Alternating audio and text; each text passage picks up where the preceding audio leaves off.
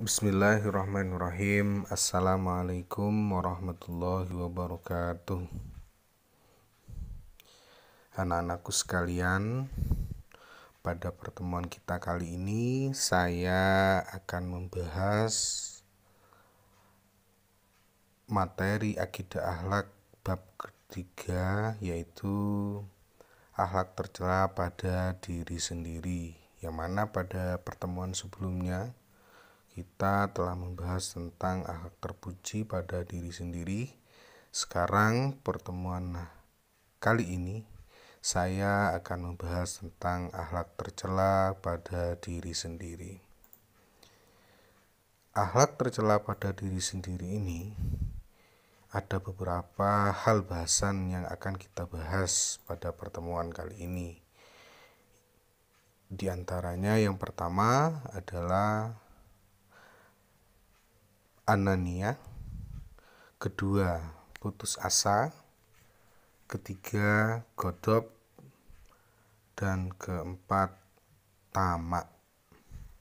Namun sebelum menginjak pada materi bahasan kali ini, perlu saya sampaikan kepada anak-anakku sekalian bahwa tujuan pembelajaran materi kali ini yaitu yang pertama, menjelaskan pengertian perilaku tercela anania, putus asa, godop, dan tamak. Kedua, menunjukkan dalil tentang larangan perilaku tercela anania, putus asa, godop, dan tamak. Ketiga, mengidentifikasi contoh perilaku seseorang yang memiliki perilaku tercela anania, putus asa, godop, dan tamak. Anak-anakku sekalian, menginjak pada materi yang pertama, yaitu anania. Anania adalah berasal dari bahasa Arab ana, yang berarti aku atau keakuan, sikap mementingkan diri sendiri, kurang memperhatikan orang lain. Anania disebut juga egois, yaitu sifat yang menilai sesuatu berdasarkan kepentingan diri sendiri dan meremehkan orang lain. Perilaku ini harus dihindari karena tidak sesuai dengan ajaran Islam. Islam mengajarkan agar kita senantiasa tolong-menolong antar sesama manusia. Ananiah ini adalah sifat tercela dan membahayakan di dalam pergaulan di masyarakat. Ananiah termasuk penyakit hati. Apabila dibiarkan, akan berkembang menjadi sombong. Allah Subhanahu wa Ta'ala berfirman di dalam Al-Quran surat Luqman ayat 18 yang berbunyi, A'udzubillahi minasyaitonirrajim, wala tusa'ir khaddaka linnasi wala tamshi fil ardi maraha innallaha la yuhibbu kulla mukhtalin fakhur. Artinya, dan janganlah kamu memalingkan mukamu dari manusia karena sombong, dan janganlah kamu berjalan di muka bumi dengan angkuh. Sungguhnya Allah tidak menyukai orang-orang yang sombong lagi membanggakan diri. Nah, dari ayat ini jelas bahwa Allah melarang manusia untuk berbuat anania. Berikut bentuk-bentuk dari anania. 1. Selalu ingin menang dalam perbicaraan bersama. Kedua, kurang menghargai pendapat orang lain walaupun benar. 3. Menonjolkan kemampuan dirinya di hadapan sesama manusia. Keempat, susah menerima saran dan kritik dari orang lain. Dampak negatif dari perbuatan Anania yaitu 1. Tidak disukai dalam bergaul karena dia meremehkan orang lain. 2. Menurunkan martabatnya sehingga tidak disukai orang. 3. Terisolasi dari pergaulan masyarakat lingkungannya. 4. Sulit menerima petunjuk kebenaran karena merasa dirinya adalah yang paling benar. 5. Berdosa kepada Allah Subhanahu wa Ta'ala karena Islam melarang sifat anania. Anak-anakku sekalian, untuk materi yang kedua dari akhlak tercela pada diri sendiri yaitu putus asa. Apa itu putus asa? Putus asa berarti habis atau hilang harapan. Seseorang dikatakan putus asa apabila tidak lagi mempunyai tentang sesuatu yang semula hendak dicapai. Putus asa adalah sikap atau perilaku yang merasa bahwa dirinya telah gagal dalam meraih sesuatu harapan atau cita-cita, dan ia tidak berusaha untuk melanjutkan apa yang diinginkan. Putus asa berarti habis harapan, tidak ada harapan lagi. Seseorang dikatakan putus asa apabila tidak lagi mempunyai harapan tentang sesuatu yang semula hendak dicapai. Putus asa berarti habis harapan, tidak ada harapan lagi. Seseorang dikatakan putus asa apabila tidak lagi mempunyai harapan tentang sesuatu yang semula hendak dicapai. Anak-anakku sekalian, itu penjelasan tentang putus asa. Allah Subhanahu wa Ta'ala sangat melarang manusia untuk berputus asa, seperti yang disampaikan beliau di dalam Al-Quran surat Yusuf ayat 87 yang berbunyi, A'udzu billahi minasyaitonir rajim. ولا تيأسوا من روح الله إنه لا ييأس من روح الله إلا القوم الكافرون.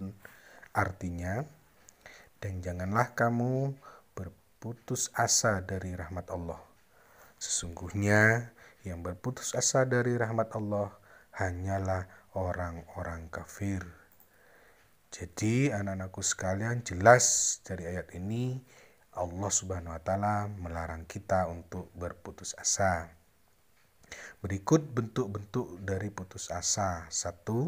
Bermalas-malas setelah mengalami kegagalan dalam satu usaha.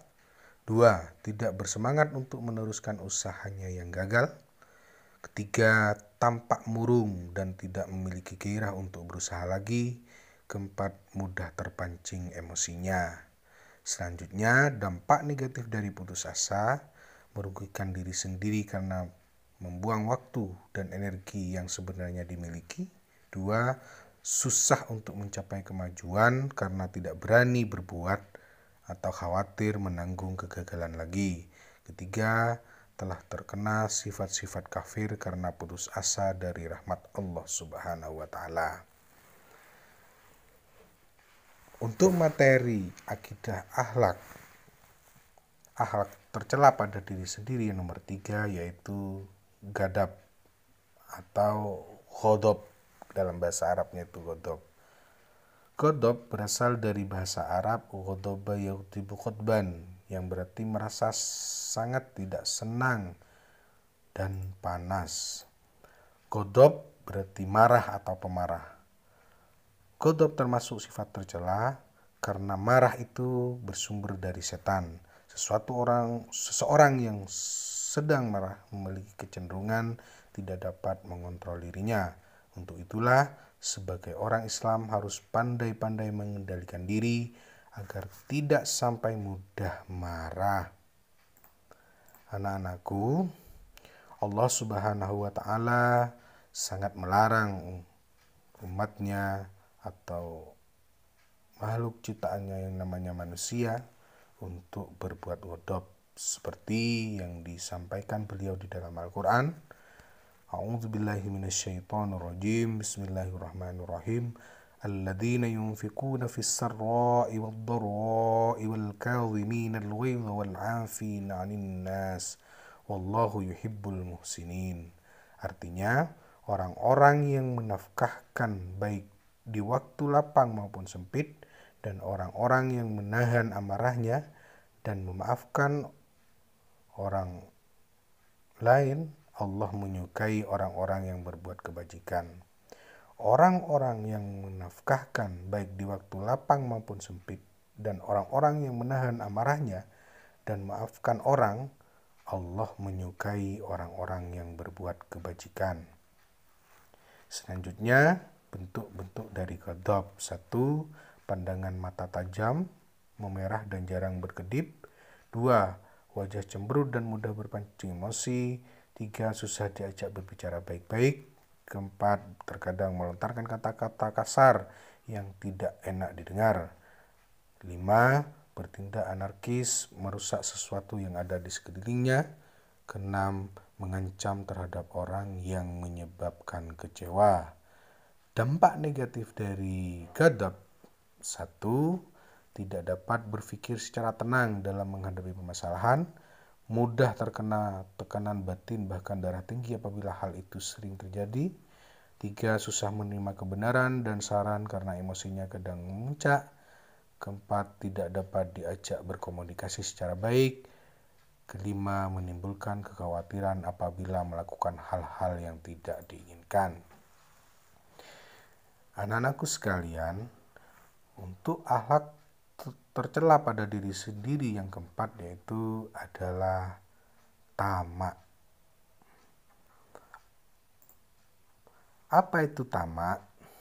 Tamak adalah secara bahasa diambil dari kata tama'ayat ma'utam'an yang berarti tamak dan rakus. Secara istilah, tamak berarti terlampau besar nafsunya terhadap dunia. Tamak adalah sikap rakus terhadap sesuatu. Bersifat rakus terhadap dunia menyebabkan manusia menjadi hina. Sifat ini digambarkan seperti orang yang haus yang hendak minum air laut. Semakin banyak ia minum air laut, semakin bertambah rasa dahaganya. Maksudnya, bertambahnya harta tidak akan menghasilkan kepuasan hidup, karena keberhasilan dalam mengumpulkan harta akan menimbulkan harapan untuk mendapat harta benda baru yang lebih banyak. Nah, sifat tamak digambarkan seperti orang yang sedang meminum air laut. Allah Subhanahu wa Ta'ala sangat melarang sifat tamak ini, seperti yang Allah sabdakan di dalam Al-Quran.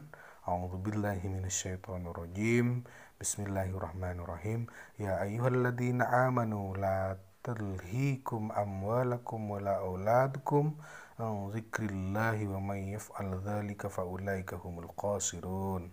Artinya, wahai orang yang beriman, janganlah kamu dilalaikan oleh urusan harta benda kamu dan anak-anak kamu daripada mengingat Allah dengan menjalankan perintahnya, dan ingatlah siapa yang melakukan demikian, maka mereka itulah orang yang rugi.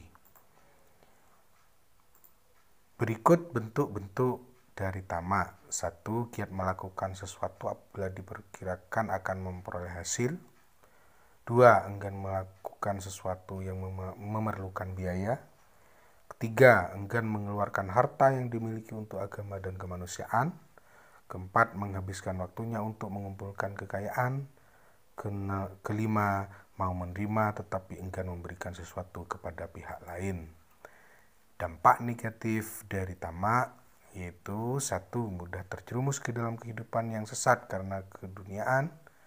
2. Tercela dalam pandangan sesama manusia karena biasanya orang yang tamak cenderung bakhil. 3. jauh dari petunjuk agama karena waktunya habis untuk memikirkan harta. Demikian anak-anakku sekalian, telah saya jelaskan tentang materi akhlak tercela pada diri sendiri.